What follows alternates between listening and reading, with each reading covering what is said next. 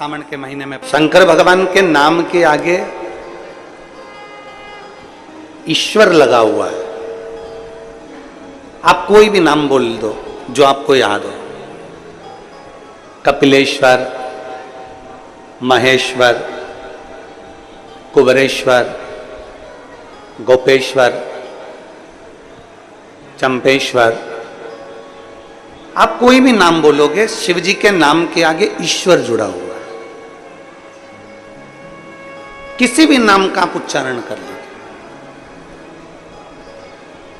शिव महापुराण की कथा कहती है कि भगवान शंकर का कोई भी नाम पुकारोगे, आप अक्षेश्वर बोल लो, आप लक्षेश्वर बोल लो, आप अग्निश्वर बोल लो, आप पिपलेश्वर बोल लो, कपिलेश्वर बोल लो, कुबरेश्वर बोल लो, तुम्हारी मर्जी पड़े, जिस नाम को तुम्हें पुकारना पुकारो, उसके पीछे ईश्वर लगा होगा। इसका मतलब क्या?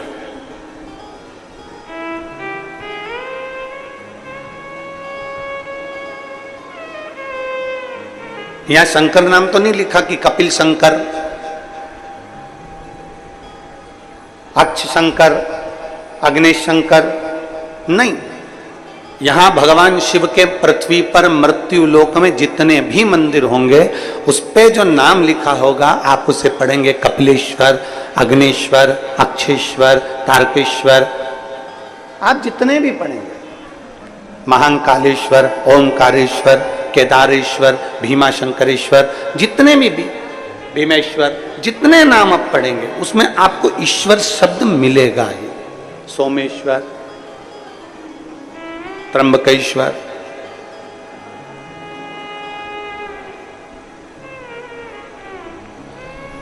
ऐसा कोई शिव का नाम नहीं जिसमें ईश्वर शब्द नहीं जुड़ा।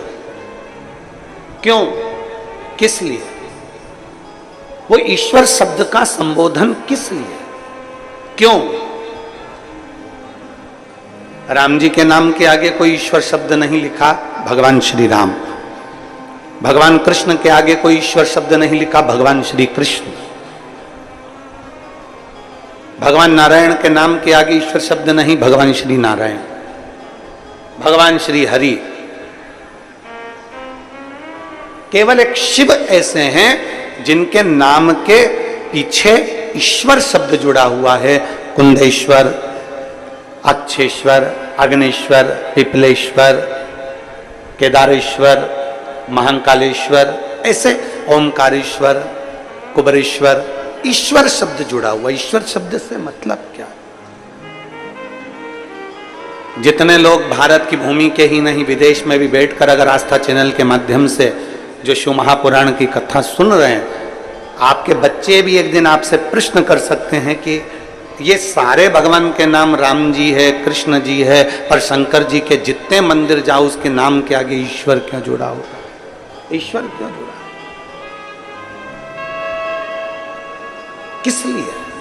क्या कारण है जो ईश्वर नाम जुड़ा हुआ है? तो कहा, शिव महापुराण की कथा कहती है, गर्ग संहिता कहती है, और भगवान शंकर की स्कंद पुराण सुंदर काशी खंड में वर्णन करती है कि भगवान शिव को विश्वेश्वर कहा गया, कुंदेश्वर कहा गया, अक्षेश्वर, लक्षेश्वर कहा गया। ईश्वर शब्द से मतलब ये होता है कि भगवान शंकर के शिवलिंग के पास जब कोई मनुष्य पहुंचता है, वो अपने मुख से कुछ कह पाए ना कह पाए, पर जैसे ही शंकर के शिवलिंग के करीब में पहुंचा या शंकर के शिवलिंग के सामने से भी निकल गया, तो भी शंकर उसके हृदय की बात समझ जाते हैं और उसका भंडार भर देते हैं। ईश्वर शब्द ही वह शब्द है।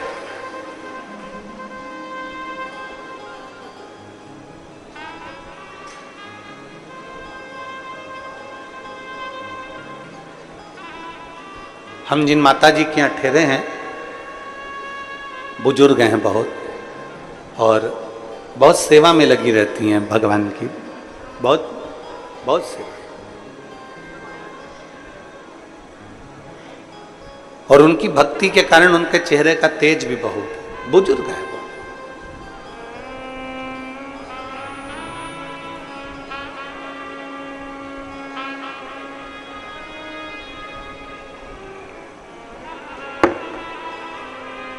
जब हम जैसे ही गनौद में पहुंचे और हमारे रुकने की व्यवस्था पहले कहीं थी फिर कहीं हुई, तो माता जी के यहाँ जब पहुंचे तो उन्होंने एक बात कही, महाराज जी हम हमेशा टीवी में कथा सुनते थे, टीवी में देखते थे और हमेशा ये शरीर हमारा इतना चलता नहीं है तो कभी कथा में नहीं जा पाए, पर भोलेनाथ जी को जब हम एक लोटा जल चढ़ाते थे, स्पर्श करते थे बाबा का, तो बाबा से कहते जरूर थे कि एक बार कहीं ना कहीं महाराज जी से मिलना तो हो। हमें नहीं मालूम था कि भोलेनाथ इतनी जल्दी कृपा कर देंगे और यहाँ आ जाए। आप जरा समझिएगा, जरा प्रसंग का स्मरण करिएगा। राम जी के नाम के आगे श्री राम भगवान लिखा, भगवान कृष्ण लिखा, भगवान श्री नारायण लिखा, भगवान श्री हरि लिखा, भगवान इंद्र लिखा, सारे देवताओं के नाम के आगे ईश्वर शब्द का संबोधन नहीं आया, पर शिव शब्द, शंकर भगवान के जितने नाम आए, कुंदेश्वर, कपालेश्वर, महाकालेश्वर, ओंकारेश्वर, कुबरेश्वर, जितने भी शब्द आए उसमें ईश्वर शब्द को जोड़ा। किस लिए? और जितने कथा सुन रहे हैं आस्था चैनल के माध्यम से, जितने कथा सुन रहे हैं फेसबुक यूट्यूब के माध्यम से, और जितने कथा सुन रहे हैं इस नए रायपुर गनौद की पवित्र भूमि पर, बहुत ध्यान देना कथा की ओर, बहुत स्मरण करिएगा कथा की ओर। ईश्वर शब्द जुड़ा। कई बार हमने कथा के माध्यम से कहा शंकर भगवान के मंदिर के अंदर नहीं जा सकते, मत जाओ। शिव जी को एक लोटा जल नहीं चढ़ा सकते, मत चढ़ा। पर इतना तो करो कि शंकर भगवान के शिखर का दर्शन तुमको हो जाए।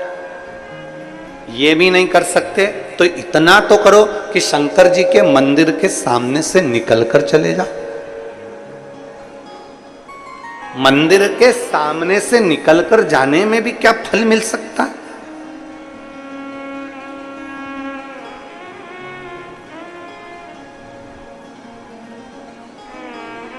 मंदिर के भगवान शंकर का शिवलिंग है, उसके सामने से निकलकर जाने में भी क्या फल मिल सकता है?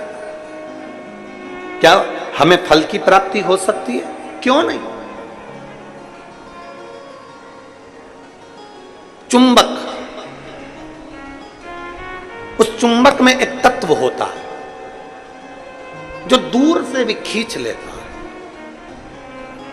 चुंबक दूर से भी अपने तत्व वालों को खींच लेती है, लोहे को खींच लेती है। चुंबक लकड़ी को नहीं खींचती, चुंबक कागज को नहीं खींचती, चुंबक कपड़े को नहीं खींचती, चुंबक प्लास्टिक को नहीं खींचती, वो अपने तत्व की चीज को चुंबक खींचती है।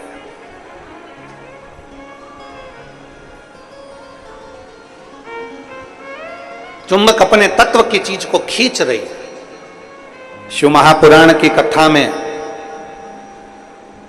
लिंग पुराण की कथा में, स्कंद पुराण की कथा में भगवान शंकर का वर्णन करते हुए नर्मदा पुराण की कथा में स्पष्ट किया गया, अगर 500 मीटर की दूरी पर भी अगर शंकर का मंदिर है,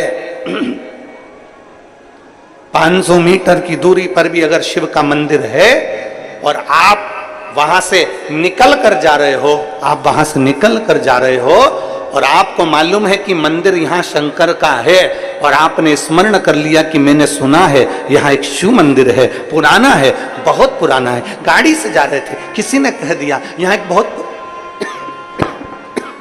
गला पकड़ रहा है, यहाँ एक बहुत पुराना शिव मंदिर है। किसी ने कह दिया कि यहाँ पर एक बहुत पुराना शिव मंदिर है और आपके स्मरण में आ गया कि यहाँ बहुत पुराना शिव मंदिर है और आपके हृदय में आ गया मैं भी कभी दर्शन करूंगा, यहाँ बहुत पुराना शिव मंदिर है, शिवालय है, मैं भी कभी दर्शन करूंगा। आपकी चित्तवृत्ति में आ गया यहाँ बहुत पुराना शिवालय है, मैं भी कभी दर्शन करूंगा। बस आप कभी उस शिवालय में नहीं गए, आप कभी आपने उस शिवालय का दर्शन नहीं करा, आप कभी उस शिवालय तक नहीं पहुंचे, आप कभी उस शिवालय में दर्शन करने नहीं पहुंचे, पर आपकी चित्तवृत्ति में आ गया कि यहाँ 500 मीटर की दूरी पर